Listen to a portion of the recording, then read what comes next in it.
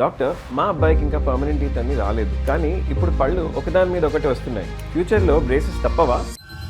రీసెంట్గా క్లినిక్ ఒక ఫాదర్ వచ్చి నన్ను ఇదే అడిగారు. నేను స్మైల్ చేసి ఒక క్వశ్చన్ అడిగాను, మీ అబ్బాయి బ్రేసెస్ స్టోరీ ఎప్పుడు స్టార్ట్ అయింది అనుకుంటున్నారు? ఆయన ఇమీడియట్గా అన్నారు, పర్మనెంట్ టీత్ వచ్చినప్పుడు. నేను చెప్పాను, కాదు, మీ అబ్బాయి స్మైల్ స్టోరీ చాలా ఇయర్స్ ముందే స్టార్ట్ అయింది. ఇమాజిన్ చేయండి, మీ చైల్డ్కి 14 years, బ్రేసెస్ కూడా స్టార్ట్ అయింది. ట్రీట్మెంట్ 2 years నుంచి జరుగుతుంది. lakhs of rupees స్పెండ్ చేశారు. కానీ ఒక క్వశ్చన్, ఆ క్రికెట్ టీత్ నిజంగానే 14 yearsలో స్టార్ట్ అయిందా? లేదు.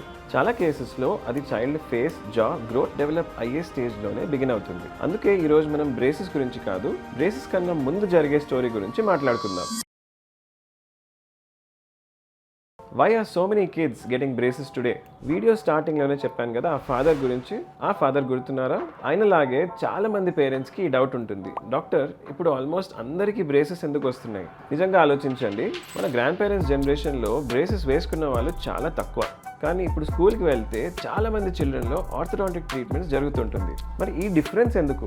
చాలా మంది ఇమీడియట్గా చెప్తారు, genetics doctor. Genetics definitely important, కానీ అది కంప్లీట్ ఆన్సర్ కాదు. జెనెటిక్స్ ఒక బ్లూ ప్రింట్ లాంటిది. ఒక ఇల్లు కట్టే ముందు ఆర్కిటెక్ట్ ఒక బ్లూ ప్రింట్ డిజైన్ చేస్తారు. ఆ బ్లూ ప్రింట్ మనకి ఇంపార్టెంట్, కానీ బ్లూ ప్రింట్ ఒక్కటే ఉంటే ఇల్లు రెడీ అయిపోతుందా? Construction quality, workers, materials, maintenance, ఇవన్నీ ఫైనల్ రిజల్ట్ని డిసైడ్ చేస్తాయి. మన జీన్స్ కూడా ఆల్మోస్ట్ అలాగే.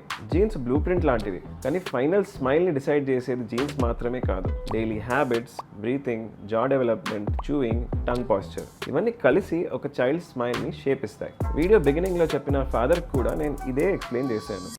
జా సైజ్ వర్సెస్ టీత్ సైజ్. చాలా మంది పేరెంట్స్ అంటారు, డాక్టర్ మా టీత్ సైజ్ పెద్దగా ఉంది కాబట్టి క్రౌడెడ్ అయ్యాయి. చాలాసార్లు ప్రాబ్లం టీత్ సైజ్ కాదు, space. Simple example, parking lot imagine చేయండి.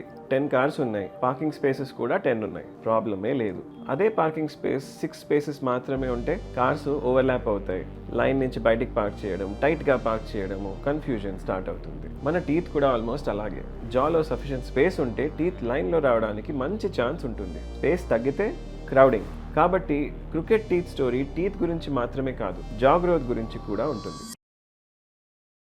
ఇప్పుడు ఒక ఇంపార్టెంట్ క్వశ్చన్, జా డెవలప్మెంట్ని ఇన్ఫ్లుయెన్స్ చేసే ఫ్యాక్టర్స్ ఏంటి? చాలా ఉన్నాయి, కానీ ప్రాక్టికల్గా అర్థం అవ్వడానికి 4 ఇంపార్టెంట్ ఫ్యాక్టర్స్ గురించి మాట్లాడదాం. Number 1, food. మీ చైల్డ్ జాకి ఎక్సర్సైజ్ అవసరం.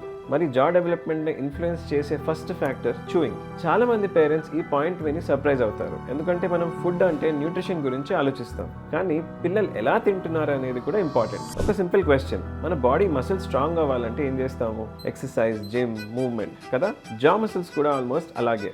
చూయింగ్ జాకి ఒక న్యాచురల్ వర్కౌట్ లాంటిది. ప్రతిసారి పిల్లలు బాగా చూ చేస్తే జా మసిల్స్ యాక్టివ్గా పనిచేస్తాయి. ఆ మసిల్ యాక్టివిటీ గ్రోయింగ్ జాకి న్యాచురల్ స్టిమ్యులేషన్ ఇస్తుంది. ఇప్పుడు మన లైఫ్ స్టైల్ చూస్తే soft foods, bread, pasta, noodles, mashed foods, కొన్ని పేరెంట్స్ అయితే అన్నం కూడా పిసికి పెడతారు. ఇలాంటి సాఫ్ట్ ఫుడ్స్ ఎక్కువగా తింటే చూయింగ్ ఎఫర్ట్ తగ్గిపోతుంది. అంటే న్యూట్రిషన్ ఉండకూడదని కాదు, చూయింగ్ ఆపర్చునిటీ తగ్గిపోయింది అని అర్థం.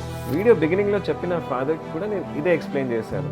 మీ చైల్డ్ ఏం తింటున్నాడు అనే క్వశ్చన్ కన్నా మీ చైల్డ్ ఎలా తింటున్నాడు అనే క్వశ్చన్ చాలా ఇంపార్టెంట్. మన గ్రాండ్ పేరెంట్స్ జనరేషన్ గురించి ఒకసారి ఆలోచించండి. హోల్ ఫ్రూట్స్, షుగర్ కేన్, కొంచెం హార్డ్ టెక్స్చర్స్ ఉన్న ఫుడ్ వాళ్ళ డైలీ లైఫ్లో కామన్. కాబట్టి వాళ్ళ జాస్ రోజు పనిచేసేవి. కానీ ఒక ఇంపార్టెంట్ క్లారిఫికేషన్, హార్డ్ ఫుడ్ ఫోర్స్ఫుల్గా పెట్టమని చెప్పట్లేదు. మీ చైల్డ్ ఏజ్కి తగ్గట్టు సేఫ్గా చూస్ చేయగలిగే టెక్స్చర్స్ని గ్రాడ్యువల్గా ఇంక్లూడ్ చేయండి. Whole fruits, apple slices, carrot sticks, age appropriate chewy foods మీ పీడియాట్రిషియన్ గైడెన్స్ ప్రకారం ఇంట్రొడ్యూస్ చేయండి. Second factor, mouth breathing and tongue posture. ఇదొక కనెక్టెడ్ స్టోరీ. ఇప్పుడు వినండి, మన ఛానల్ రెగ్యులర్గా ఫాలో అయ్యే వాళ్ళకి ఈ టాపిక్ ఫెమిలియర్గా ఉంటుంది.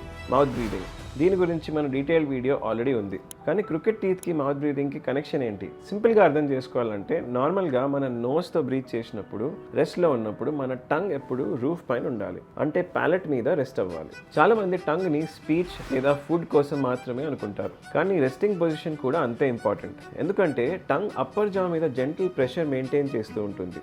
అది గ్రోయింగ్ జాకి న్యాచురల్ సపోర్ట్ లాంటిది. ఇమాజిన్ చేయండి, ఒక టెంట్ ఉంది, 4 poles పైన అది సపోర్ట్ అయింది. ఒక పోల్ తీసేస్తే ఆ షేప్ మారిపోతుంది. అలాగే టంగ్ ఒక న్యాచురల్ సపోర్ట్ లాంటిది. ఈ సపోర్ట్ లేకపోతే కొంతమంది చిల్డ్రన్లో జా నేరోగా డెవలప్ అయ్యే ఛాన్స్ ఉంటుంది. అప్పుడు టీత్కి అవైలబుల్ స్పేస్ తగ్గిపోతుంది, క్రౌడింగ్ డెవలప్ అవుతుంది. ఇక్కడ ఇంకో ఇంపార్టెంట్ పాయింట్, మౌత్ బ్రీదింగ్ అంటే ఆటోమేటిక్గా క్రికెట్ టీత్ వస్తాయని కాదు. ప్రతి చైల్డ్ డిఫరెంట్, కానీ లాంగ్ టర్మ్ మౌత్ బ్రీదింగ్ వల్ల జా గ్రోత్ ఇన్ఫ్లుయెన్స్ అవుతుంది.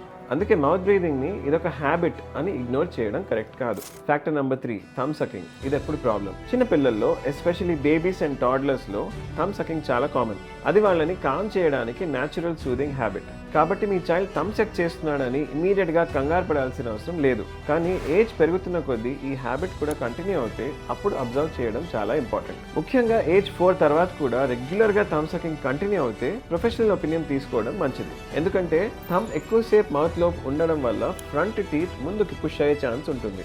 కొన్ని చిల్డ్రన్లో upper and lower front teeth మధ్య గ్యాప్ అంటే ఓపెన్ బైట్ డెవలప్ అవ్వచ్చు.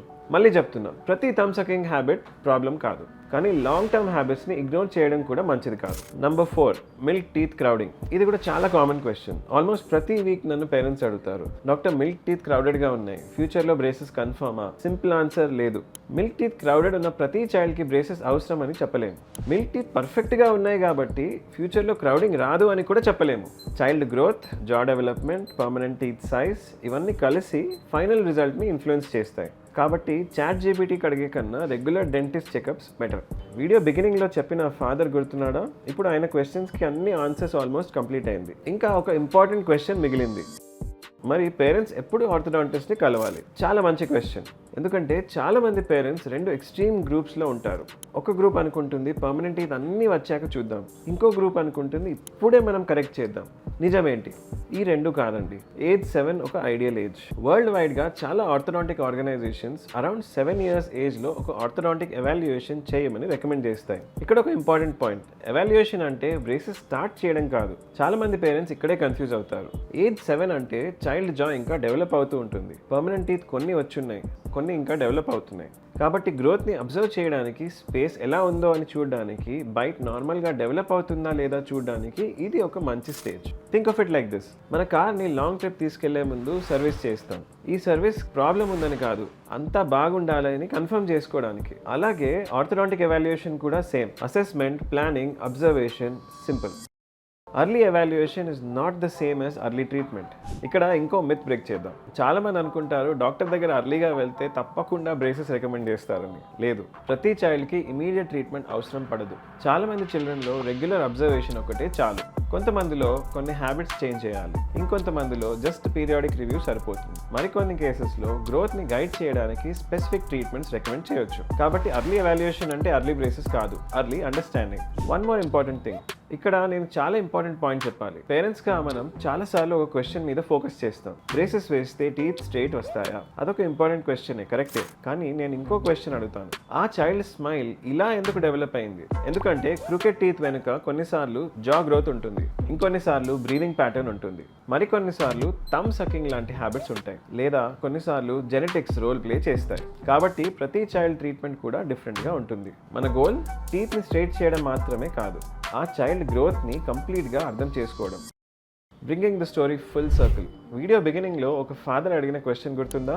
డాక్టర్, ఫ్యూచర్లో బ్రేసెస్ తప్పవా? నేను ఆయనకు చెప్పిన ఆన్సర్ ఇప్పుడు మీకు కూడా చెప్తాను. ఫ్యూచర్ని ఇప్పుడు ప్రెడిక్ట్ చేయలేము, కానీ నీ చైల్డ్ గ్రోత్ని ఇప్పటి నుంచి అబ్జర్వ్ చేయొచ్చు.